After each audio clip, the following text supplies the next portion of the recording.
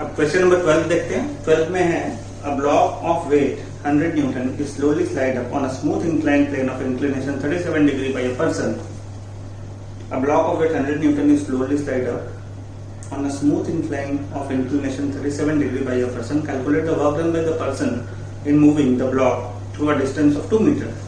If the driving force is point number A parallel to the incline, point number B in the horizontal direction. Simple सा question है। अब यहाँ जैसे दिया हुआ, पहले डेटा नोट करते हैं। A block of weight 100 Newton, मतलब यहाँ क्या दिया हुआ है, mg दिया हुआ है।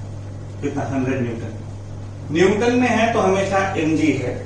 अगर न्यूटन की जगह पे अगर केजी में है या ग्राम में है तो वो सिर्फ मास दिया हुआ है, बट अगर न्यूटन में है तो वो 100 न्यूटन में है तो वो फिर मास इनटू ग्रेविटी दिया हुआ है। ये बात हमेशा याद रखना है। वेट mg ही होता है, या वेट बोलेंगे ऐसा बोलते हैं। Slowly slide up on a smooth incline of inclination 30 degree. Calculate the work done by the person moving block to. अच्छा, ओके। तो क्वेश्चन में बोल रहा है, पहले ए पार्ट को सॉल्व करते हैं। तो ए पार्ट में क्वेश्चन में बता रहा है कि एक ब्लॉक है जो जिसका वेट है 100 न्यूटन, यानी मास इनटू ग्रेविटी कितना है 100 न्यूटन। इसको कोई इंसान ऊपर के डायरेक्शन में लेके जा रहा है, यानी यहाँ पे जो फोर्स लग रहा है, ये फोर्स कितना लग रहा है ऊपर के डायरेक्शन में। और ये फोर्स ऊपर के डायरेक्शन में जब लगता है तो ये यहाँ से 2 मीटर का डिस्टेंस ट्रैवल करता है। तो ये फोर्स जो है, ये फोर्स किस तरह से लग रहा है, तो इंसान इसको ऊपर लेके जा रहा है एक फोर्स के साथ, और फोर्स का मैग्नीट्यूड यहाँ पे गिवन है, फोर्स का मैग्नीट्यूड नहीं गिवन है, ठीक है। और ये बताया गया है कि ये जो सरफेस है, ये सरफेस स्मूथ है, यानी म्यू इज इक्वल टू 0। क्यों? क्योंकि स्मूथ है, यानी इस वाले सरफेस पे कोई भी फ्रिक्शन काम नहीं कर रहा है। यहां तक क्लियर? अभी इसको समझते हैं कि अगर ऐसा हो रहा होगा, अगर कंडीशन ये है, तो इस पे फोर्सेस कैसे कैसे इस ब्लॉक पे एक्ट कर रहा होगा। डाउनवर्ड डायरेक्शन में डेफिनेटली काम कर रहा होगा mg। अगर डाउनवर्ड डायरेक्शन में mg काम कर रहा होगा, ऊपर लग रहा होगा नॉर्मल रिएक्शन r, इसमें कोई डाउट नहीं। अगर ये 37 डिग्री है तो यहाँ पे कंपोनेंट लेंगे तो ये भी हो जाएगा 37 डिग्री, तो ये हो जाएगा mg cos 37 डिग्री, और इस डायरेक्शन में, ये इस डायरेक्शन में होगा mg sin 37 डिग्री। बस इतना ही। ये डायरेक्शन में mg sin 37 डिग्री, इधर फोर्स। अब अगर इस डायरेक्शन में लेके जा रहा है, और इस केस में अगर हम लोगों को पता है कि ये सरफेस स्मूथ है, तो ये फोर्स के अगेंस्ट में कितना काम कर रहा होगा mg sin 37 डिग्री। मतलब इसको बैलेंस ऐसे ही कर रहे हैं, तो f इज इक्वल टू हम लोग यहां से लिख सकते हैं mg sin 37 डिग्री। फोर्स को इधर बैलेंस कर रहे हैं mg sin 37 degree. F is equal to mg का वैल्यू पता है 100 इंटू साइन 37 डिग्री का वैल्यू होता है 3/5। हमेशा याद रखना है, साइन 37 डिग्री का वैल्यू होता है 3/5 एंड कॉस 37 डिग्री का वैल्यू होता है 4/5।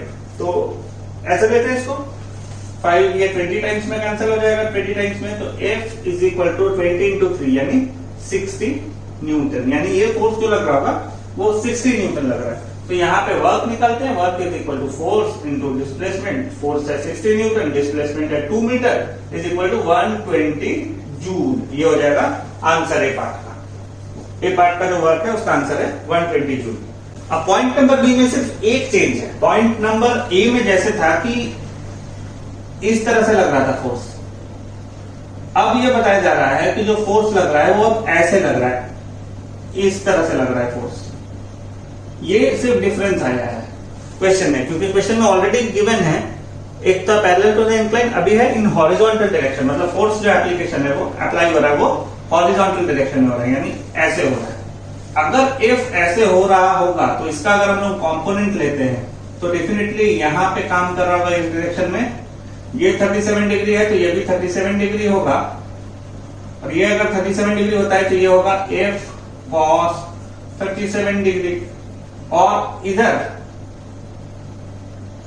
यहां अगर देखेंगे तो इस डायरेक्शन में काम कर रहा होगा f sin 37 डिग्री, उसी से 90 डिग्री पे यहां पे काम कर रहा होगा f sin 37 डिग्री।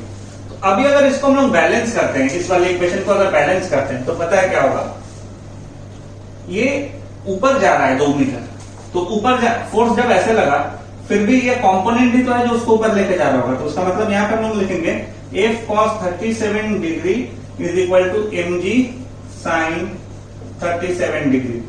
तो F cos 37 डिग्री है जो ड्राइविंग फोर्स है यहाँ, यही तो है जो इसको ऊपर लेके जा रहा है। तो F cos 37 डिग्री को हम लोग ऐसे लिख सकते हैं, कितना का इक्विवेलेंट होगा mg sin 37 डिग्री, डायग्राम से पता चल रहा है। तो mg है 100 इंटू साइन 37 डिग्री होता है 3/5।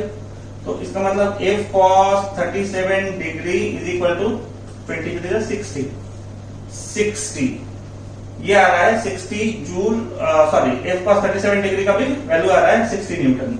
अब हम लोगों को पता है W इज इक्वल टू क्या होता है, W is equal to F into S, और चूंकि ये एंगल 37 डिग्री का एंगल पे लग रहा है तो यहाँ पे cos थीटा की जगह पे होगा cos 37 डिग्री, क्योंकि F है, या ऐसे भी समझ सकते हैं F cos 37 degree driving force है इंटू डिस्टेंस, तो इसको ऐसे लिख लीजिए F cos 37 डिग्री जो ड्राइविंग फोर्स है into S is equal to cos का वैल्यू पता है, F cos 37 का वैल्यू हम लोगों का आया है यहाँ पे 60 इंटू डिस्प्लेसमेंट इज 2, तो दोनों sorry W is equal to 120 joule, ये हो जाएगा आंसर। दोनों केस में चाहे कंडीशन A हो या कंडीशन B हो, जो आंसर रह रहा है वो 120 जूल ही रह रहा है।